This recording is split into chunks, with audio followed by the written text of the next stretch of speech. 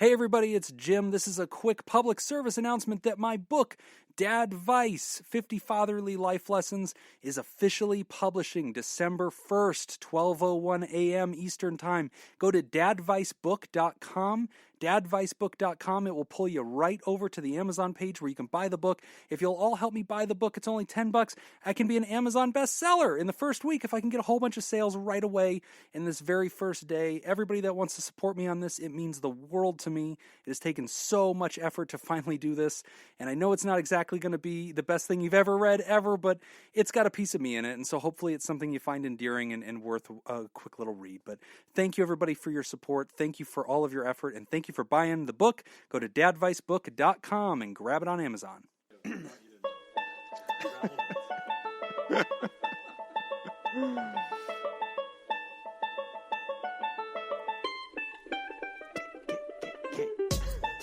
From fabulous Las Vegas, Nevada, this is Pod Therapy. Real people, real problems, and real therapists.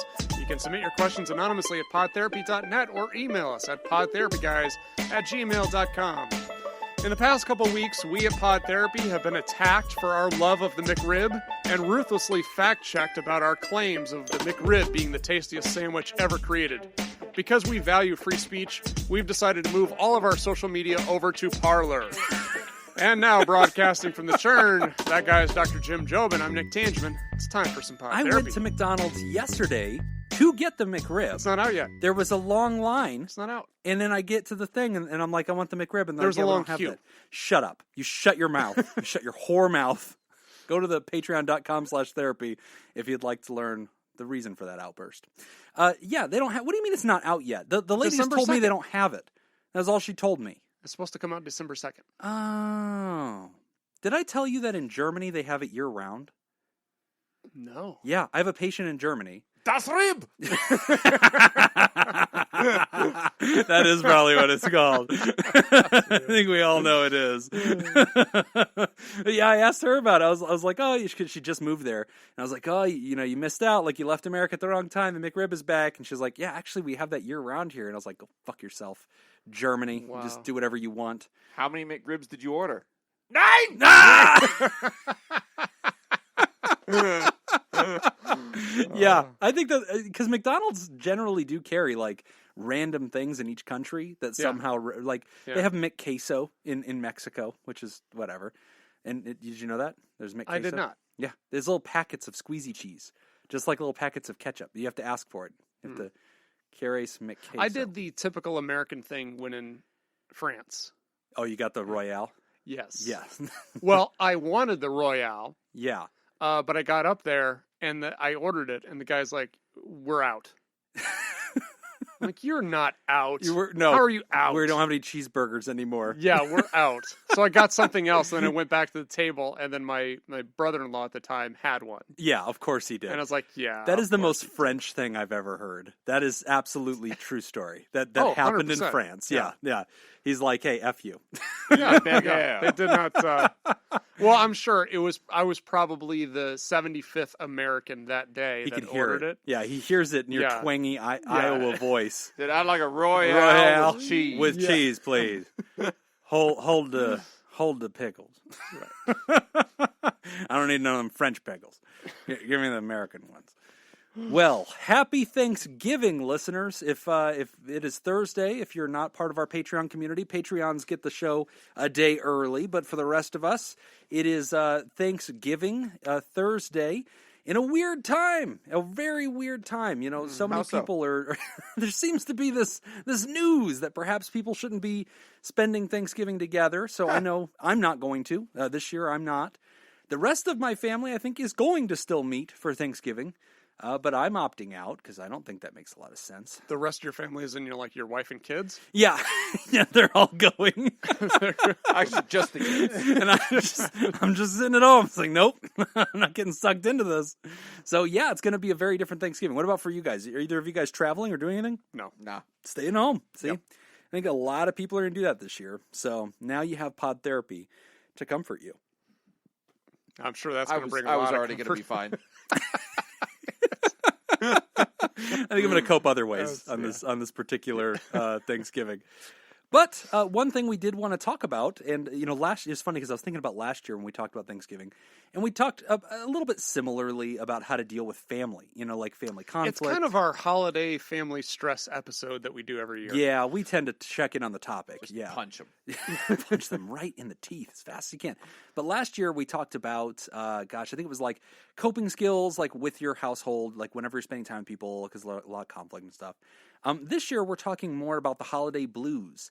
And so in the mental health community, holidays are earmarked as a really important part of the calendar because we expect to see a lot of things get worse. We expect to see more depression. We tend to see more substance abuse.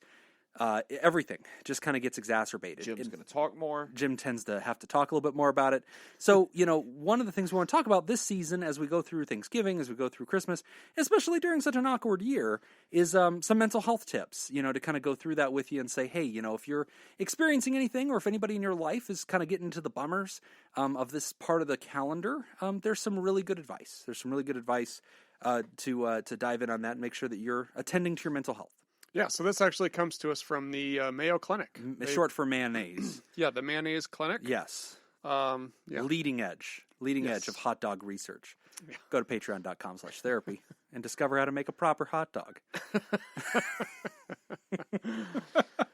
Anyway, tips from the Mayo Clinic. Tips from the Mayo Clinic. One of the first thing that they say is acknowledge your feelings. So they talk about, they say, if someone close to you has recently died or you can't be with loved ones for other reasons, realize that it's normal to feel sadness and grief. It's okay to take time to cry or express your feelings. You can't force yourself to be happy just because it's the holiday season, which makes sense. I think a lot of people, we've talked before in the past about kind of with this mindfulness thing of, just being aware of feelings, but aware without judgment. And that's the challenging part, because there is an expectation that you're supposed to feel a certain way during the holidays. Right. And just acknowledging that, no, that's not true. You're not supposed to feel anything. You're supposed to feel whatever you feel. That's right. And that's perfectly normal. And just noticing them. Noticing the emotions in a non-judgmental way, but acknowledging them, I think, is the first thing. Call them out.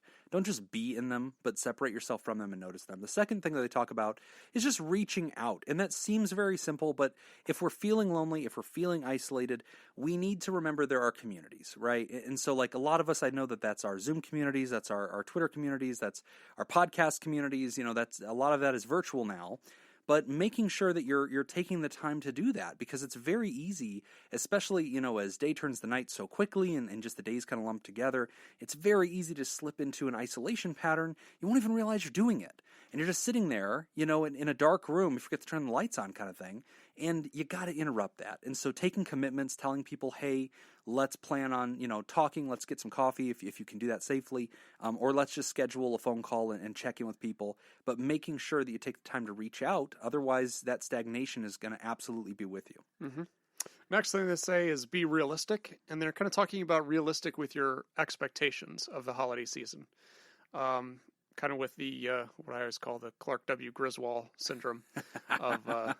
oh, yeah, how he's like, it's got to be the perfect family Christmas or whatever. Yes, exactly. Yeah. And constantly striving to make everything perfect. Right. Or even expectations of this is how it's always been, this is how we always do it. I kind of fall victim of that every once in a while, too, when, holidays change as you get older. Right. Like, and I've always thought, that, well, we have holiday traditions, things that we do. And I always think, well, we've always done it that way. Right. But no, I what I'm really doing is I'm comparing back to my childhood. Right. And not really realizing that times change. Yeah. We become adults, we have our own families, we've got these other things that we do now. And I think of it as being a tradition, but it has always been moving. Right. I just didn't recognize it because I was a child. Yeah. Right. And that became the foundation of how holidays were created, or my perception of what the holidays was what it was like when I was a child. Right. Not realizing that it was still change for everybody else. That nostalgia polishes up a lot of old memories, and then your present or your adulthood never lives up to that. Correct. And you're like, so stressful. It's like, why didn't I stop and enjoy it? And it's like, No, it just always was stressful for the Right. people in charge of it. Yeah. It was just, I didn't have that. You were a kid. You were playing Nintendo. Yeah. You didn't know. They called you over to break the wishbone thing, and that was. Did you ever do that as a kid? You ever do the wishbone? Yeah. Okay. Yeah, I remember doing that a couple times. Do you have any traditions that you try to keep for Thanksgiving time? In your adulthood, do you have anything specific that you tend to do? Really. We were never really. I mean, we would get together as a family for Thanksgiving occasionally, but it wasn't. Christmas was more our, the big one. Our thing. Yeah, and that has really changed a lot too, because I've got on my one side of the family, I've got like 20 some cousins. Oh wow! Right. So when we were all kids, it was fun. We were all together, and we would have the whole house, and we would play and everything. Well, as we get older, and then people have girlfriends and boyfriends, husbands, wives, children, and they start having their own kids. Yeah. And then now, like, we physically can't fit into one house anymore. Yeah, and you're not just going to grandma's house. Yeah. And this is the one time we all bump into each other. Exactly. So it's all spread apart now and everything. And that's so funny, because like in Iowa, Thanksgiving time, it's cold there, isn't it? Yeah. See, like I would do Thanksgiving a lot in Florida. And like Tampa, Florida, nah, it's like 80 degrees. Like you're just like Thanksgiving was paper plates and sitting outside on like swing sets and stuff, rusty swing sets, like just talking with the family. That was Thanksgiving time. No, Thanksgiving, it's usually pretty chilly outside. Yeah. Can't do that in Iowa. Yeah, can't do that. Yeah, in Nevada you probably can. But good. I like that. Another one is to set aside differences. And especially this year, guys. I mean, there's a lot of politics going on. I mean, it's a Thanksgiving that I don't think you may not have heard about this, but yeah, there's very contested election situation kind of happening, and people have really strong opinions. Steer clear of it. I mean, if you can, if people want to chit chat and just kind of vent or share a little bit about their thoughts, just okay, cool, just nod along. I'm generally against that. Yeah, just don't talk in general. You just a great chance to practice sign language at Thanksgiving. Don't vent to me. Just don't do it. Does your family, do you have like a lot of political beliefs in your extended family if you guys get together? You disagree? Okay. No, it's not really discussed. Oh, okay. Yeah. People have them, then it doesn't show up. Yeah. Right. Yeah. Yeah, that's one thing I'm not going to miss. Southern, that's Southern same, stuff. Same there's a lot of not talking about things that you disagree about. Okay, that's good. Yeah, because there's decorum, right? Yeah. Politeness, and just that prevails. Good theory. It's a really good theory. So for those of you that are going to do some kind of Thanksgiving connection, I know that Zoom, by the way, if everybody's listening to this on a Thursday, Zoom is waiving all fees for Thanksgiving. Yep. Oh, really? So they're taking away the 45-minute because you can make a free Zoom account. And you can have up to 45 minutes on a call. Yeah. Which isn't that big of a deal. You just hang up and dial again or whatever. But I think it's up to 45 minutes if you have multiple people zooming in. I think. Okay. I think it's unlimited if it's just one-on-one. I think. Oh, you might be right. Yeah, and then if it's multiple. So they're getting rid of that. All limit. of that. Yep. So you can have as many people on a Zoom as you want on Thursday, and there's no limits to it if you don't have a paid account. So yeah, if you didn't already know that, that's a great way to check in with family and kind of put a bunch of monitors around and just talk to everybody. So that's another thing. But set aside those differences. Make sure that day is just for asking loved ones about their lives. How are you? How are you feeling? How's work?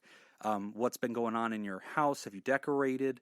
What are you looking forward to? What are you thinking about Christmas? Just checking in with them. There's so much more to talk about than the political stuff or the sports stuff. Mm-hmm. Unless your family's an Eagles fan, that's a line I'm not crossing that. You got to let those everybody's people got go. their limits. Yeah, that's right. This dinner's for human beings. Right. You go outside. I'm pretty sure the Eagles aren't playing on Thanksgiving. That's right. Cowboys and is it the Redskins? No, it's always the Cowboys. The Washington football team. Now it's the Washington football team, which makes this a little less obvious because it used to be Cowboys and Indians on that day, and now it's not quite going. Was it always the Redskins? There's legend tells that this used to be something. I knew it was always the Cowboys and Lions are playing. No, I think it's Cowboys. No, they don't play each other. No, they don't play each other. Yeah. They're always those are the two games. Yeah, I don't think it's always been Cowboys Washington. No. Back in the day, it was a rotational thing, and every team hated it. Nobody wanted to be the Thanksgiving game, and then the Cowboys somehow jumped in on this and said, "Hey, we'll obligate ourselves to always be the Thanksgiving game, but it's going to be here." And then they started really promoting it or whatever, and it became a really important game for the year. And now they own that, and they have that block. And well, in Detroit. And Detroit always plays on Thanksgiving. Yes. Yeah. So those are the big ones. So there's one in the north and one in the south. So. Okay. Anyway. Sticking to a budget. Yes. So this is actually something I'm glad they put in here because it's something that we don't really think about often with the holidays. But when we're talking about holiday stress And especially when we're talking about depression, money is a big deal. It is. Because we have this obligation that we feel like we have to be spending a lot of money, we got to be giving gifts. And they talk a little bit about trying to buy happiness. I think that happens often too, where we think we can spend a whole lot of money and then that will help make us happy. But then ultimately what we're left with is at the end of December or beginning of January, looking at our bank accounts and realizing we're pretty low. Yeah. And that can just create even more stress and even more depression. So looking for some alternatives, keep a budget in mind, stick to that budget. Yeah. One of the things that we do in my family in the past, so, I've got a niece and nephew. I don't have any kids, but then my dad remarried and his family on that side, they've got a whole bunch of grandkids. And so we've kind of just talked and said, you know what, as my gift to you, don't give me a gift. And I won't give you a gift. Oh, geez. And whatever money you were going to spend on me, just get something for the grandkids. Because it's going to mean more to them, right? Just doing something like that. Okay. And yeah, I mean, to me, that's also just my philosophy is don't get anything for me, I won't get anything for you. I just... That's the gift that keeps on not giving. It is. I love... What makes me happiest is not having to do anything for you. That's the gift I want you to give me. Now, I still will get gifts. Gift of peace of mind. But I also never... I don't ask them what they want either. Okay. As evidenced by the Christmas gifts you've gotten me every year. Correct. That's very true. Correct. I remember last year's gift, we had to only open it on Patreon. We had to make sure there was a paywall to protect. Oh, that's right. That's right, because we were scared that the general public would discover the gifts. But yes, that is a good one. Remember, money does not buy holiday happiness. Don't lie to yourself. Don't get sucked into the marketing stuff. And money's low this year. I know a lot of families are really trying to be a lot stricter with the budget. Don't lie to yourself and say that kids must have all this cool crap or got to have a PS5 or got to have all the expensive bells and whistles. Do something memorable during the holiday season. Spend time. That's the thing that people remember. Don't worry about all the other stuff. And another thing is to plan ahead during this season. And what we mean by that, and what Mayo is talking about here, is just making sure that you budget the time to say, hey, I am going to do online shopping on Cyber Saturday or whatever. Or, I'm going to get ahead of this. That's whenever I'm going to do a little bit of my stuff. I'm going to do grocery stuff before big days. A lot of us are like streaming into the grocery store the day of the holiday, desperately fighting off the horde, trying to find, that can of cranberries or whatever. I ordered a turkey. Did you really? Oh, yeah. Wow. There's a butcher pretty close to my house. Wow. And I called them up and said, you got turkeys? They said, well, we're getting fresh ones in, not frozen. And they said you could just order one. That's pretty cool. Is it awesome. It like Red Lobster where you get to see them like in their terrarium and pick one out? Is that not? That's not how they do it. That's not it, is it? Well, turkeys will drown if you put them in water. water. That's right. Yeah, so that was dumb. That was really stupid. Think, Jim. Yeah, think you got to put the rubber bands questions. around their claws though too. You got to do that because that shit. Oh, I thought he was about to throw something at me. Sorry. I have a Skinner response now. I think you broke Jacob. Whenever he brings a hand up too quickly, I just assume something's about to fly at me. I flinch most of the show. Yet another reason we cannot be live on Twitch. People wonder, Jim, does that have a tick or something? No. I have one. Jacob's always my peripheral vision. But so, are you getting any sides with that, or is it just the? Oh, from the butcher, it's just. I think they give you both sides. Yeah. All right. Learn to say no. Number 7, learn to say no. This is basically just setting boundaries with stuff and understanding that you don't have to overcommit to things. If we're talking about decreasing stress, one of the best ways to do that is to actually set some boundaries and only take on things that you know you can handle. Don't, try to work through feeling the pressure from other people that you need to be doing more than you can. Being able to set limits and say, if boss asks you to work overtime, be able to say, no, I can't, or no, I'm not going to do that. And just be able to feel comfortable saying, no, that is an option. And don't forget, in the holiday season, it's very common for us to abandon all the healthy parameters that we usually have, right? And it's a spirit of indulgence. It's like, it's December and November. It's like the Friday of the months, so who cares? Just do whatever. And like eventually that starts to just chip away, man. It chips away at your general health. It chips away at your mental health.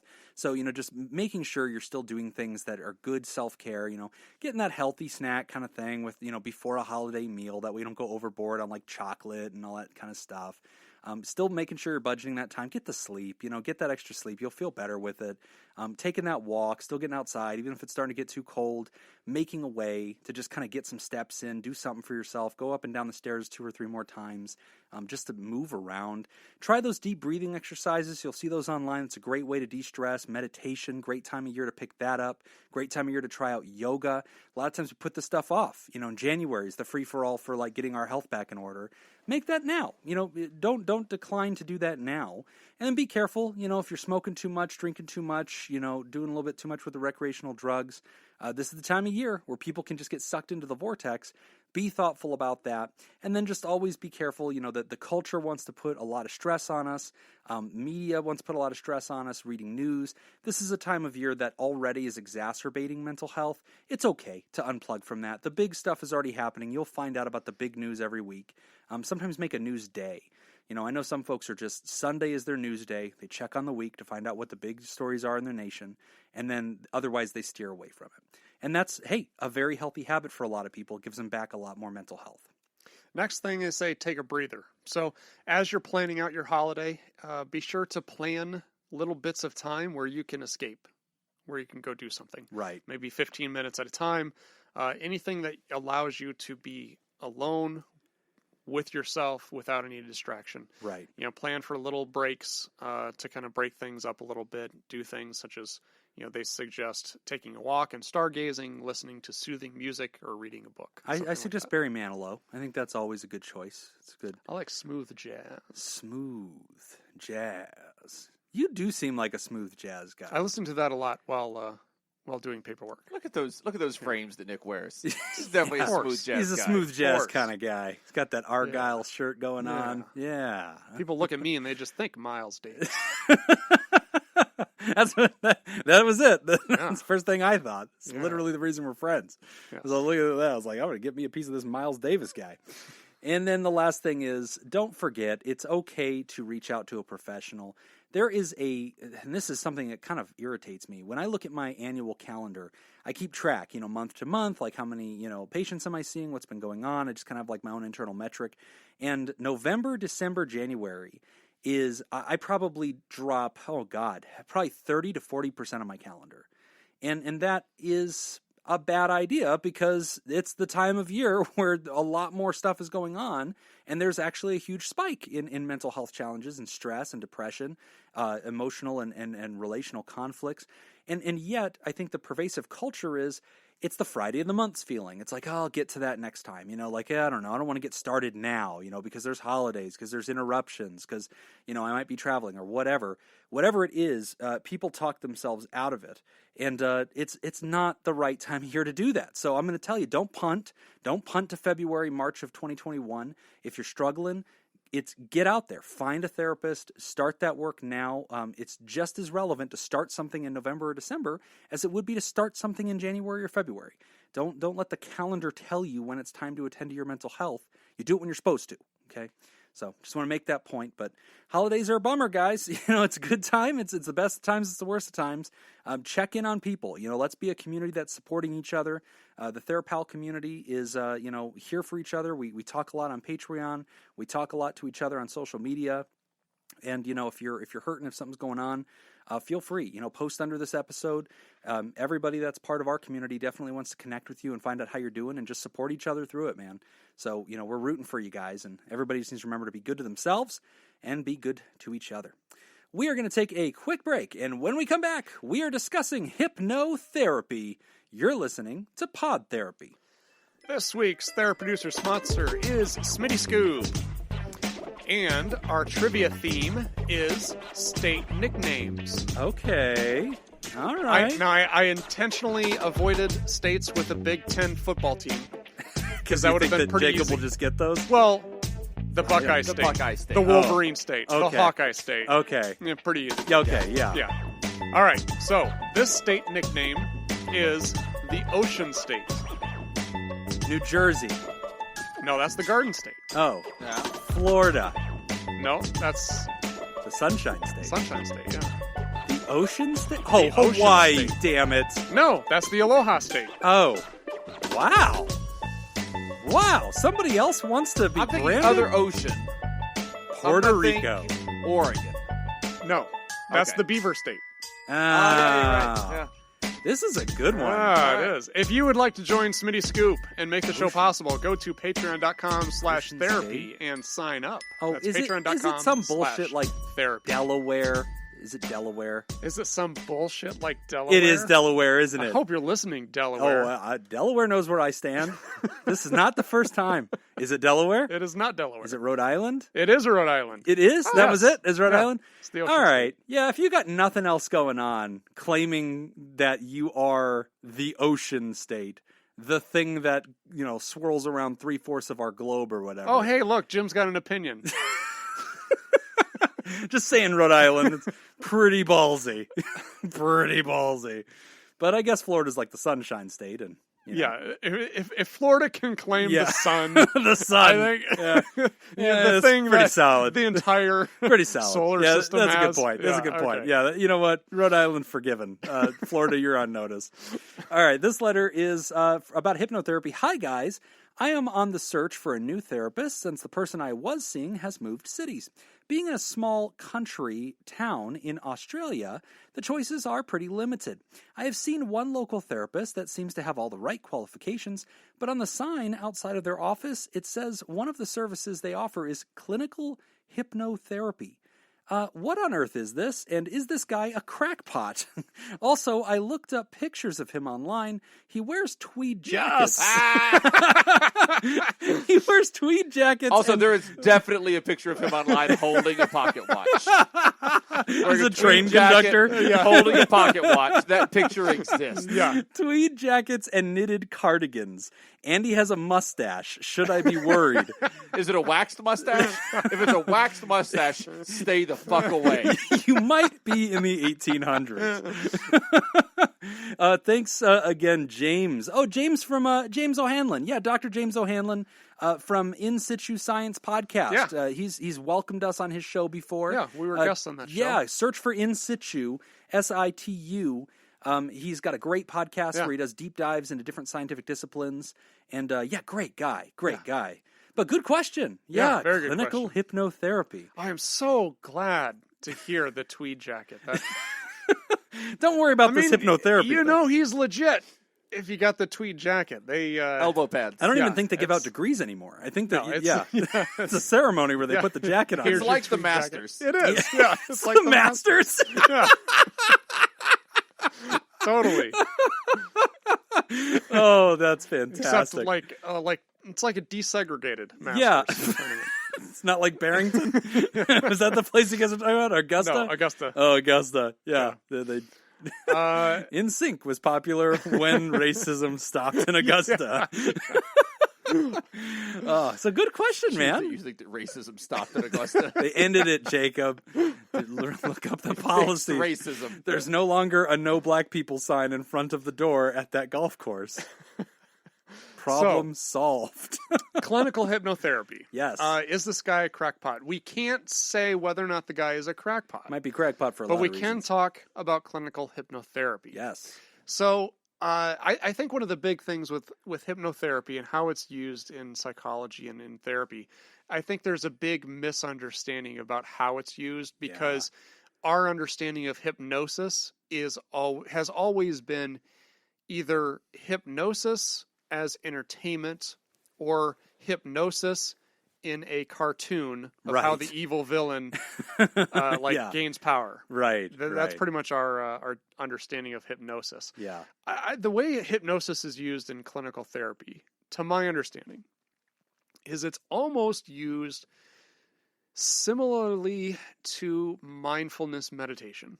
Mm-hmm. Yeah. It's more comparable to that Yeah. than it is what we think of as hypnosis in the entertainment sense. Right. where you've got a group of people on stage, they hypnotize them and make them quack like a duck or something. Right.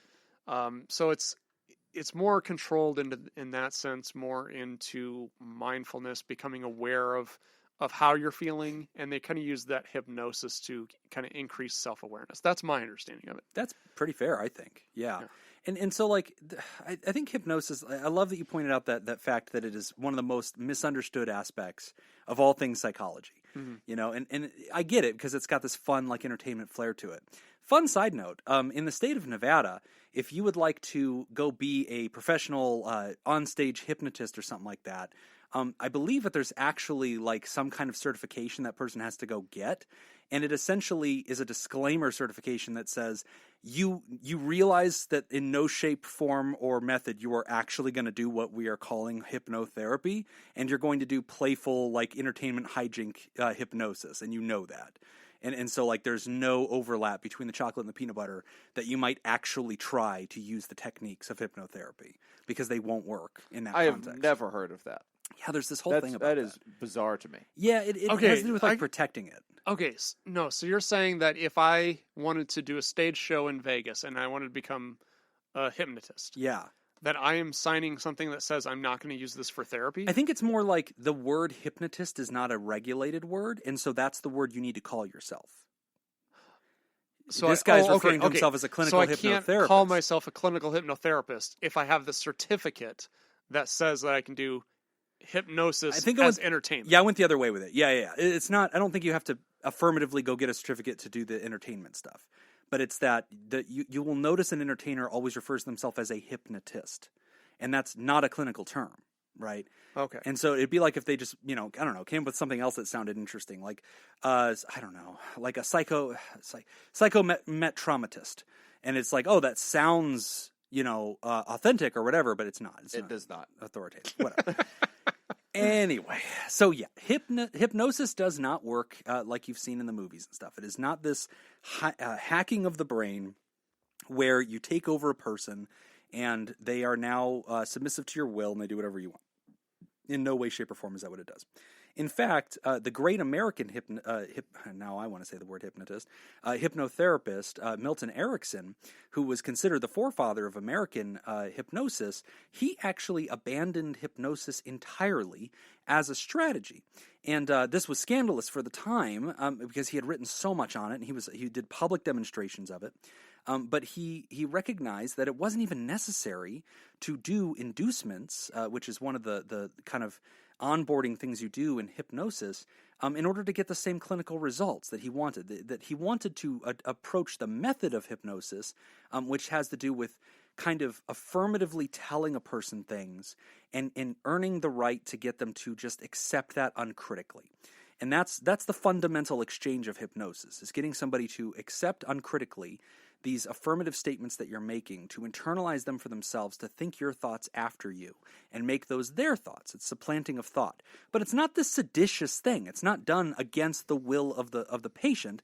They walk want in to cluck like a chicken. So it's they're into it. So it's not Inception. No, yeah, it's not Inception. It's not this, seditious thing. It's done with their participation. It doesn't work.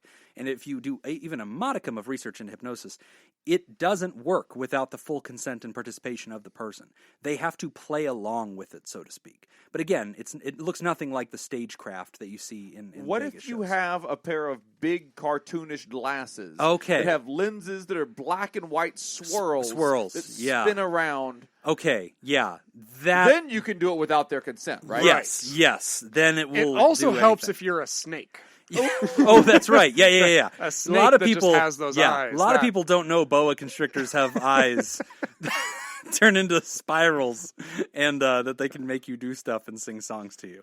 Yeah, that's very true. So back to your question, James. But snakes don't wear tweed jackets, so that's how we know this guy's legit. Yeah, that's a good point. See, the tweed is what distinguishes the crackpots from the great. Because snakes are afraid of tweed. A lot of people don't know that. Animal facts. Yeah. Well, if they're not, tell me why I've never seen the two in the same place. You're right. Okay, yeah. Go to your local zoo, throw a tweed jacket like I said into earlier, the snake exhibit, all of this watch what they do. All of this you can find if you follow us on Parler. Yes. We need to if do you that don't now. already have a Pod Therapy Parlor account. It will exist. We better get on that before somebody does I kind it. of honestly, I'm joking, but I kind of want to create one Oh, that jeez. is just completely dedicated to the McRib. I think that would Just be, make that's all we're doing. that's it. And That's people it. are just like, what's the deal with this? Like, I don't know. These guys are just... Yeah. But like the whole time we should talk about how our opinions are being shadow banned on popular social media. Right. And Yeah. that's why we've come here for true free speech. Well, right. To talk about the McRib. Yeah, because the deep state doesn't want you to know It's true. that if you actually put mayo on a That's McRib, right. Zuckerberg's always trying to amazing. block me. That's right. I think that's a bridge too far, Tange, but I don't think I go there. So yeah, man, clinical hypnotherapy is okay. So having said all that, it does live in a space, at least in Las Vegas, where I have a love-hate relationship with Do you it. know any? I do. Yeah. Okay. In fact, I've actually wanted to reach out to the one that I know really well, who I've worked with throughout the years, to come onto the show and maybe talk about it. But I suspect that I'm going to disagree with that person, and we've had that in the past. And and you're not going to be able to I'm not going to be able to keep my mouth have shut. an opinion Yeah. and not share it with the world. Yeah. And I think as a general rule, when we have guests, I defer to the guests. I don't conflict with them. Like, I'm grateful that they're here. Like, share their thoughts. What are the things that you think you would disagree with? Is it about clinical hypnotherapy? It is. So part of the marketing of oneself as being in clinical hypnotherapy, tweed jacket, is they tend to go get some kind of certificate in it, right? But it's an unregulated discipline, at least in America and in Nevada. James, you need to check in Australia.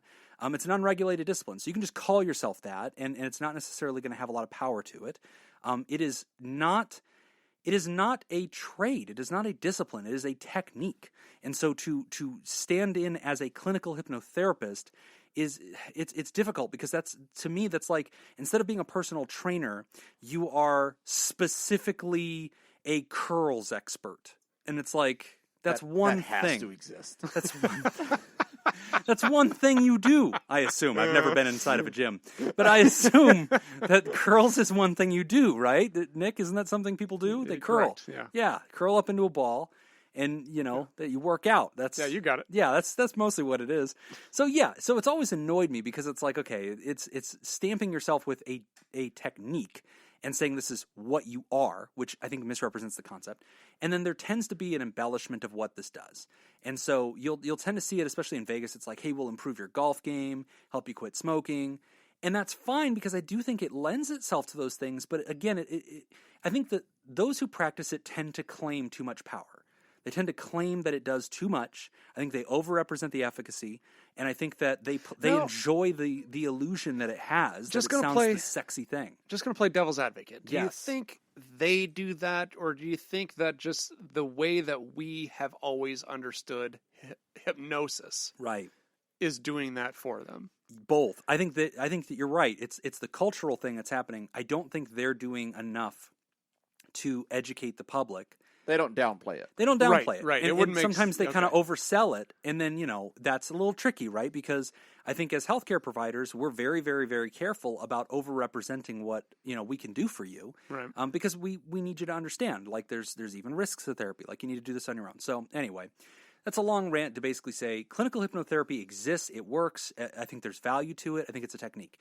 If a person's laying that on so thick that they're like, this is going to be helpful, this is what you need to do, I become reluctant about that, because I would feel the same way if they tried to make everybody fit into DBT or, whatever. Like, if they have a technique and they make everybody fit into that technique, that is fundamentally a flawed perspective.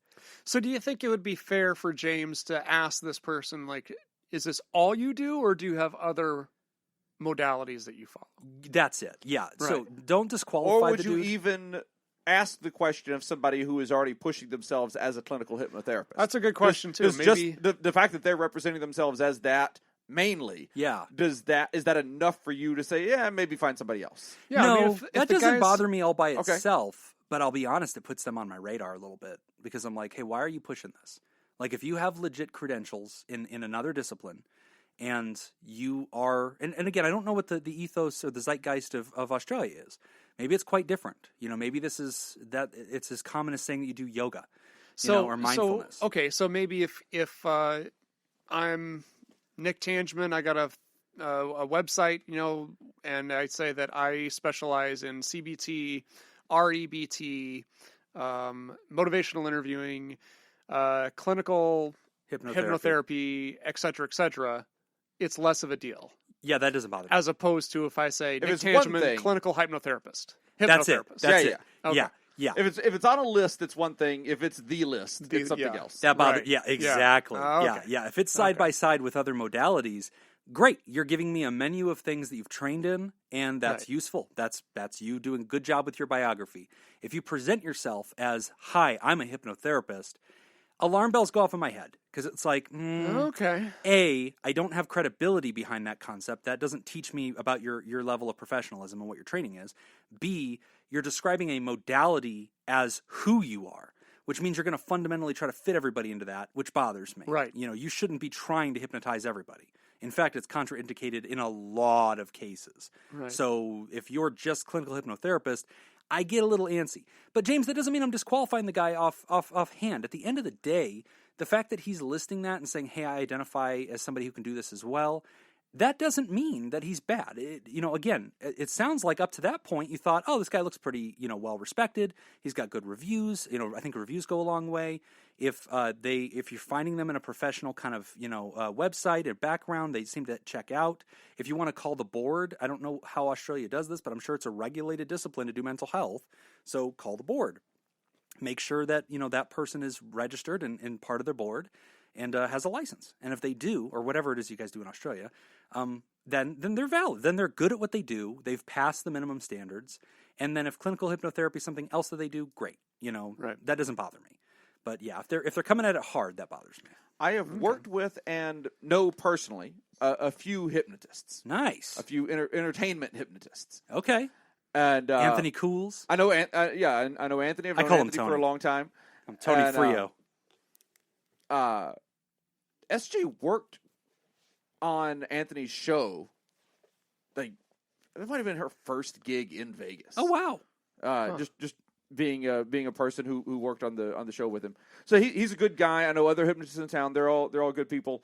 I've worked with one who all of the things that you're saying negative about clinical hypnotherapists could be applied to this guy as well. And he was a hypnotist. He was there. He was entertaining. He did a with stage show. Oh, but then he tried to tell everybody it was real. Very real. Oh, that guy. Yeah. And certainly the reason I was skeptical of you saying the thing about they have to go get this certification saying that they won't do whatever is because of this guy. Yeah. He would do, it was a 2-part big quotes show. The show part, the nighttime show, like 7 p.m. show, whatever, was free. You'd show up in a 1,500 seat theater. He did not fill it up. But you'd show, and I'm not being cagey about his name. I don't remember his name. I would say his name out loud if I could think of it, but I can't think of it. So you would show up in a 1,500 seat theater, and he would do a hypnotist show. He would do, like, he'd make people look like chickens and do strip teases and stuff, but without taking things off and whatever. And then he would get serious. Okay. And he'd do things like, I can make you do things with your body that you wouldn't normally be able to do by hypnotizing you. Oh, wow. And he would like unlock special powers. Yes. Oh. And he'd do things like have somebody stretch out over 2 basically barrels, like on top of 2 barrels. And again, big quotes, he would hypnotize them into thinking that they were a board. And that they were stiff. And that he could walk on them as a step. And then he would walk up them. And it would never work. Let me guess, it didn't stop him from trying? No, he did it all the time. And he would get our crew to lower down a rope that he would say, oh, this rope is for balance. And it was absolutely, he was holding onto the rope and taking all of his weight on the rope. And then he would do a spiel more like it, at the end of his show, where he would talk about how you can use hypnotism in your day-to-day life.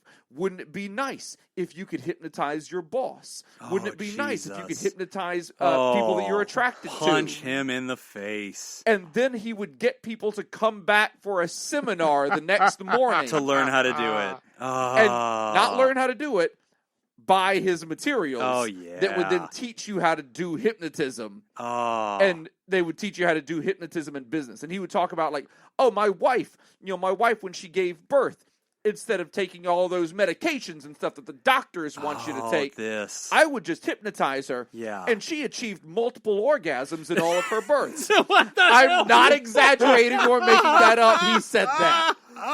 Sign me up. Wow. Oh. I don't remember if I quit that job or got fired from that job for not showing up. But I was like, you're a fucking quack and I'm out. Oh, yeah. Wow. Oh, yeah. But that is the overlap. God, that's a fantastic story. That guy, I want to find that guy. Oh, I really can't think of his name now. Oh, man. But actually, while you were saying that, I looked it up. And yeah, so Nevada and Las Vegas in specific has real actual laws on the books that govern the use of words like hypnosis and there you go. hypnotherapy for entertainment purposes. So obviously not every city in the world does this, but in Las Vegas it became relevant that lawmakers needed to go ahead and step in and make up some rules here. So they made up rules that you have to, if you're going to use the phrase hypnotherapy, or there's like a whole list here.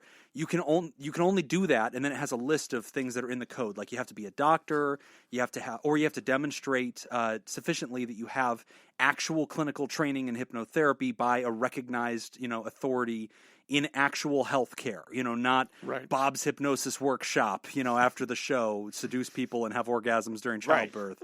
Yeah. So, and I'm not talking about Anthony Cools. I'm not talking about Mark Savard. I'm not talking about anybody who is currently in Las Vegas doing things. Right. So I don't want you to go. You're out saying this guy was unsuccessful? Yeah. I will be damned. I don't want you to go out and look for people and be like, oh, this is the guy Jacob's talking about. No. I'm really not being He's cagey, and I'm looking for the guy's name right now. Yeah, if we figure it out, we'll call I'll him just out. say it, yeah. But yeah, no, I mean, I'm looking at the law, and it's like, you got to have 300 hours supervised. So, and it's very rare that a municipality, in this case Las Vegas, would make up a law that would govern the use of a medical term. That's usually state business. Mm-hmm. But again, it became so problematic in Las Vegas because there's so many yahoos that are doing this crap that they needed to start regulating it and having some kind of consequence or some black line that person shouldn't be able to cross.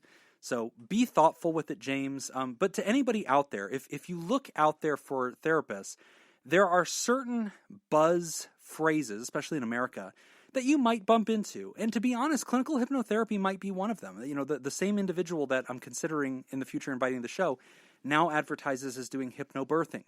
And but here's the thing, and this is where I actually interviewed her once to come join our company at one point, and that was my sticking point with her, is I was like, tell me about hypnosis. And she was starting to oh, Jim's going to be impressed, let me impress him.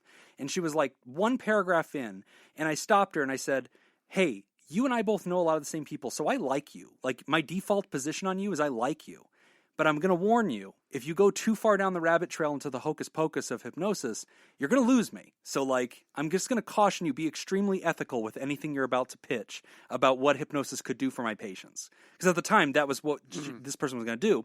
And it was interesting because our owner at the time really wanted hypnosis to be brought in because it was sexy and because it would attract patients to our program. Right. But I was the guardian of clinical, so no, we're not going to just have hocus pocus crap. So I was willing to bring in a clinical hypnotherapist as long as that person right-sized what the expectations are and right-sized what they were going to do. Mm-hmm. And she ultimately did. Once I warned her, hey, don't try to market to me, talk clinical to me, substantiate your points, and teach me what you really believe this does. What does it look like to watch you do it? And then she took away all the pizzazz and said, okay, Jim, here's essentially what I'm doing. I'm doing Ericksonian this. And I was like, oh, then we are great. I don't care. Right. You can call that hypnosis. I don't give a damn. I do that too, except I can't market it as hypnosis. So go ahead. So that was fine. And then later that person advertises as a clinical hypnobirthing coach, which again, these words get to sound really sexy and marketable. But then if you dig deeper, she's pretty honest about it. And she's like, listen, I'm not going to tell you not to take, morphine, or whatever it is. No, I'm going to. Therapy does not want you to take morphine while you're giving birth. Only 50 cc's of hypnosis. But yeah, so anyway, so she's straightforward with it. But again, the reason why I think she is very straightforward with it is because she is a licensed clinician, okay, in a mainstream discipline. She is not living her entire career as a hypnotherapist. She started as that, and so for a while that was her bread and butter. Now she's legit a real, actual colleague, and I think there's a very high standard a person assumes when you get into that field, because now you can't be playing games. You cannot accidentally misrepresent the efficacy of one of your disciplines. You cannot do that. Like you'll lose the hard thing you really accomplished that was very hard to get.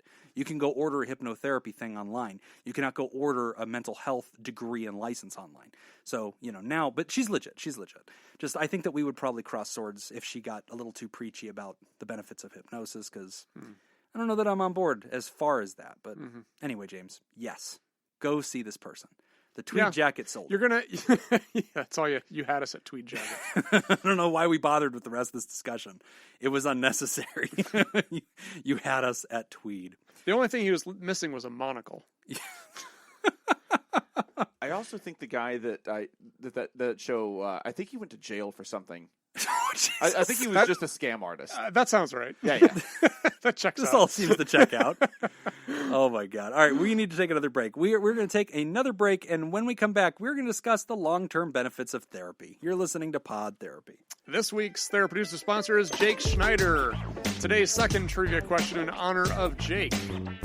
This state is known as the Equality State. Oh, God. Mississippi. Ecuador. Mississippi. Alabama. Almost as ironic. No. That was great.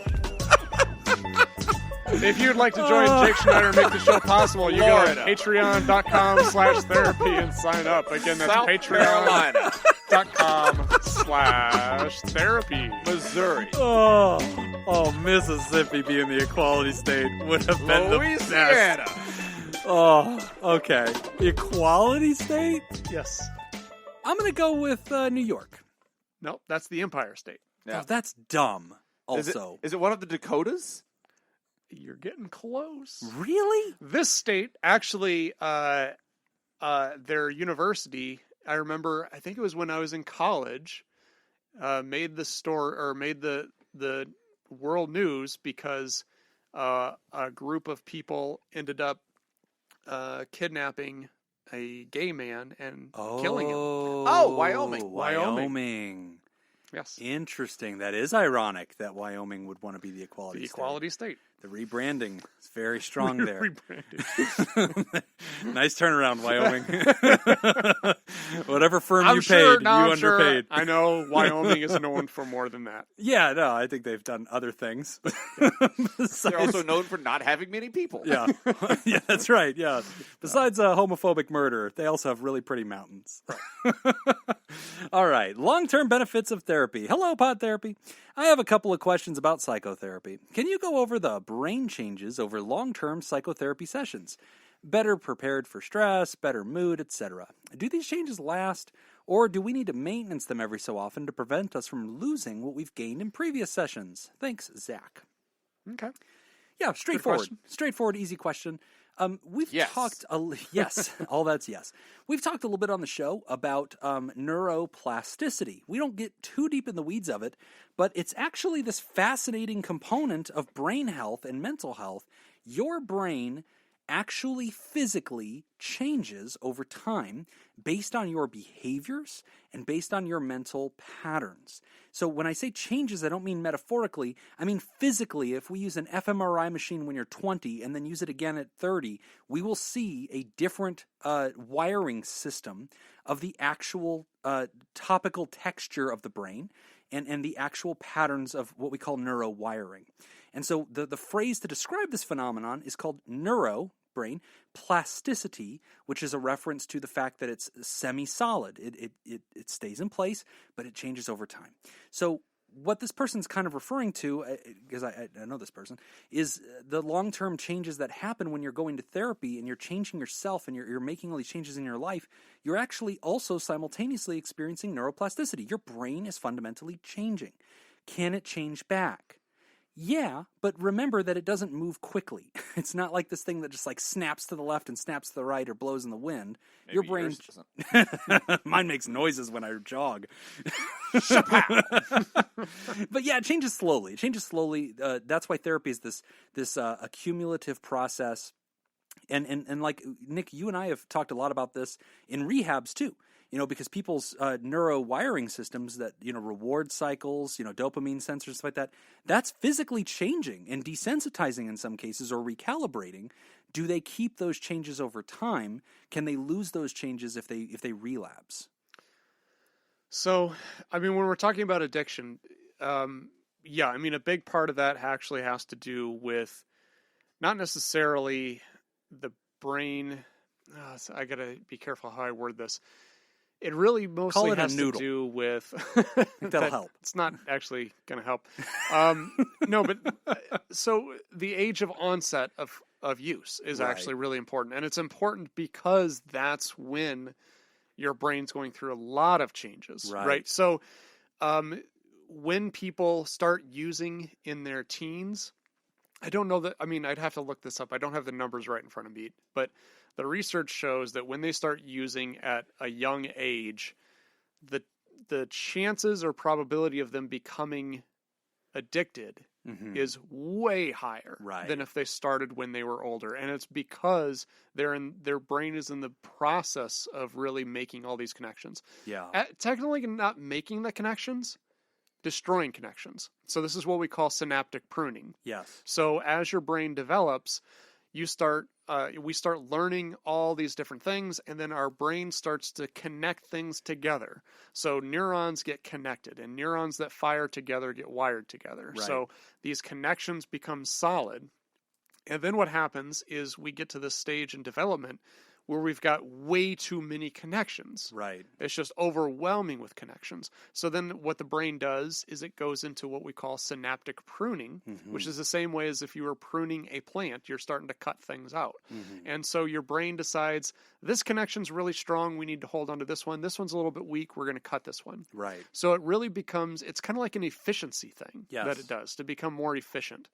And this is why they say that if you learn something as a child, you're more likely to maintain it through adulthood. Right. Right. So if you learn how to play piano, that's something that you can, you don't really lose it. Right. Your skills may decrease as you get older, but with practice, you can pick it right back up. Or the phrase, it's just like riding a bike. Or riding a bike. Yeah. Learning a second language, any of that stuff. If you develop them in that time period, your brain recognizes those connections as being useful and will maintain those connections. And this is also a big part of personality theory and why humans, kind of develop in adolescence and then become something more permanent down the road. And yes, humans can still change. Obviously we believe in change. And yes, you get to save the progress you make in the game of life or in mental health treatments. That does stick around. Can it regress? Yes, because if humans can change in one direction, they can absolutely change in the other direction. No, when we're talking specifically with substance use disorder and addiction, we're kind of fighting an uphill battle later on in life because if you started early, right? Because those connections are there; they're very solid. Yeah, we have to create new connections that are stronger than the original connection, and that's part of what neuroplasticity is actually physically creating new pathways in your neural net to do new behaviors, to make it a little bit easier to do those new behaviors and to dissuade from doing the old behaviors. So, yeah, whether we're talking addictions or mental health, Zach, yes, you consolidate gains. You don't lose that progress necessarily, but there is a sense that you can, over time, regress back into old patterns. You know, if you had depression at one point, you make a lot of progress. You're still susceptible to depression down the road. Anxiety, things like that, you might be susceptible to it again down the road. That doesn't mean you're going to suddenly lapse to your worst moment. I don't think that that's necessarily going to happen, but yes, it's good to do maintenance to some extent, I think, to consolidate gains. I think another way to look at this, too, would be to think about thinking habits. Right. Maybe another way to look at it. Like that. I think that's a big part of what happens in therapy is we're identifying new ways of thinking about problems and behaviors that we use to respond to those thinking patterns. Right. But they have to become habitual. Right? Yes. We have to continue to practice them so they become habits. And just like any other habit, when you stop practicing it, you kind of start to regress a little bit. Yes. But you can jump back in and get right back where you left off. It's an affirmative thinking skill. Yeah. So, Zach, when we say maintenance, we don't necessarily mean that you need to have permanent, therapy in your life or something like that. What we mean is what Nick just said, the thinking habit, the things that you picked up in your therapy work. you should apply and you should make it regular routine stuff that whenever you get out of the habit of using your positive coping skills or using your thinking strategies, that you revisit those from time to time and sharpen that blade. And that is what Nick's talking about, that it allows that neuroplasticity to continue to shape in that direction, which is good. And that's how you consolidate gains and the long-term benefits of therapy. There you go. Great question. Thanks, Zach. Here at the end of the show, we have some important stuff to talk about real quick. We got some announcements. First, we want to thank Manuela Muzacchio. Thank you. Nailed it. So Manu has been a long-term supporter of the show. She's been on the show. She's fantastic. She's currently in Brazil. One day we'll be in America once we can get her over here. But Manu reached out to us last week and just said, hey, I redid your website. Your website is not great. And so I just did it again. Fact. And, I had some spare time. I was bored. I like therapy. I want to support you guys. And I just rebuilt your website for you. You don't have to use it, but here's a template if you ever, want to draw from this or whatever. Well, we looked at it and we were like, holy crap, this is amazing. It wove in our Twitter feed. It was so clean. It was so nice. She did this beautiful banner. So we just said, yeah, we just want that. So now that's our new website. So it's still podtherapy.net, but if you haven't been to podtherapy.net in a while, go down there. She also would like to add the disclaimer that it's best perceived on a desktop because she made it showy for desktop, but mobile, it comes out pretty standard boilerplate. But yeah, and also another thing that she added to our website, which is really cool. If you've ever gone to her website and tried to submit an anonymous question, there was a character limit. It would only let you write, kind of about 3 or 4 sentences. She found a way through that. And so now you can just type in a fake email address. It doesn't even have to be anything that would check out. There's no confirmation email. You could just literally type in bob@bob.com, and it will allow you to stay anonymous that way, and then you can also write as much as you want. And so we've already had folks taking advantage of that, submitting longer anonymous questions. So Manu, huge thanks to you for doing that for us, for making the website better. And all the rest of you listeners out there, if you just randomly feel inspired to do things for us, you go right ahead. That's how most of our stuff gets done. If people just see us fumbling with it long enough where they're like, can I help you? I'm just going to do this. They just sigh. Yeah. Just get out of the way. Give me that. Yeah. They see us trying to drive nails into a wall and we're just making holes. And they're like, that's enough. Sit down. You're going to hurt yourself. So thank you, Manu. We really appreciate you doing that for us. And everybody go check out podtherapy.net 2.0. It looks really cool. Another big announcement. So when we started accepting Patreons, we didn't think there would be anybody who would really care to give us any money to help offset the cost of the show. And it's always been this huge outpouring, and the community has really surrounded us and said, hey, man, we're going to finance this and make sure this is easy for you guys. Our show has always and will always be a nonprofit experience for us. It's a hobby for Nick and I. We have our professions. But, anytime we're going to put together media, it has costs. And so we're really grateful for the Patreon community has financed this and made it possible. And we are right-sized, and they've allowed us to, continue to have big projects and do the things that we want to do. As you always hear at the end of the show, we always thank our theraproducers, the Elite 8. But over the years, we've had people who have written to us and said, I want to just give you money. But whenever I go onto Patreon, I can't click Theraproducer and just give you money because it's sold out. It's a sold-out tier. Is there some special benefit that you're guarding here? And it's like, well, no, we just thank them at the end of every show. So we've decided, after long deliberations, to expand the court. It's time to pack the court, and we are going to expand it from 8 to the Sweet 16. So as of this taping today, on Sunday, November 22nd, there are, I believe, it wouldn't be 8 because we already had one ex officio that was already in the list, so they are officially a theraproducer now, whatever that means. Yeah. And so I think there will be 7 spots left of now the packed court. So if you would like the coveted position of joining the theraproducer boardroom and be part of all the inside jokes and get your name read at the end of every show. We will now read up to 16 names at the end of every show as gratitude for those who are financing us, supporting us. And of course, we have the utmost thanks for our original theraproducer Elite 8. You still matter every bit as much as you always did. But, there are more people that love us too, and they want to be a part of it. So it is now the Sweet 16. So as of today, if you would like to go to patreon.com/therapy, you can sign up for the Theraproducer tier. It is open, and it will fill up at 16. It's definitely not called the Sweet 16 because that's trademarked. Oh shit. Okay, yeah. We're going to call this the Sweet 17. Very tasty 16. There it is. yeah. Let's do that. What's the another? saccharin 16. The sugary 16. Yeah, let's change that to the saccharin 16. Saccharin Yeah, 16. let's not be getting sued. Thank you, lawyer Jacob.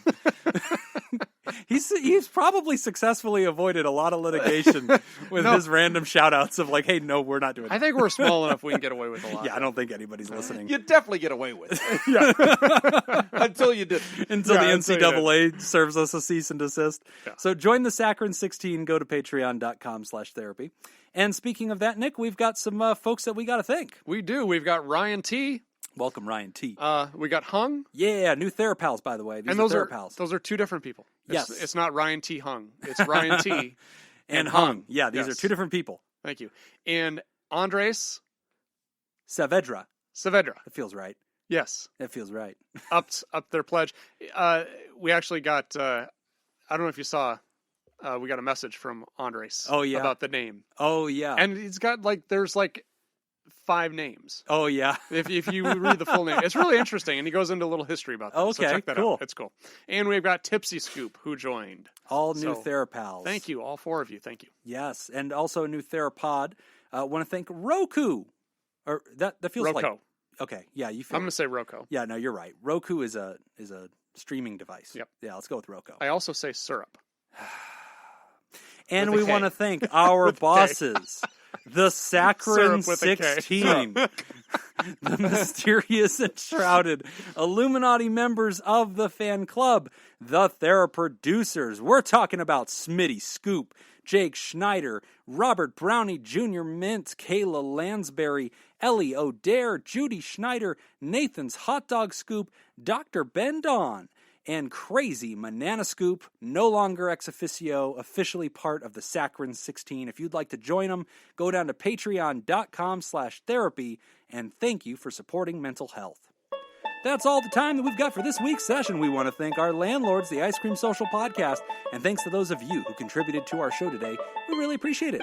Remember, pod therapy isn't something you should keep all to yourself. Share this episode with someone who needs it by opening the episode subscription in your podcast app and copying and pasting the link provided into your social media. Don't forget, you can find us at facebook.com/podtherapy, on Twitter at PodTherapyGuys, on Instagram at PodTherapyGuys, and at patreon.com/therapy. And on Parler? On Parler. We got to get our Parler set up. Somebody make us a Parler.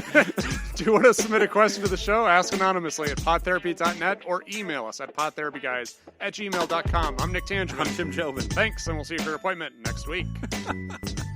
I can't believe Parler's really a thing. Just, all these people, they're like, you know what? I am not able to be hateful enough on Twitter. Yeah. That's all it is. Yeah.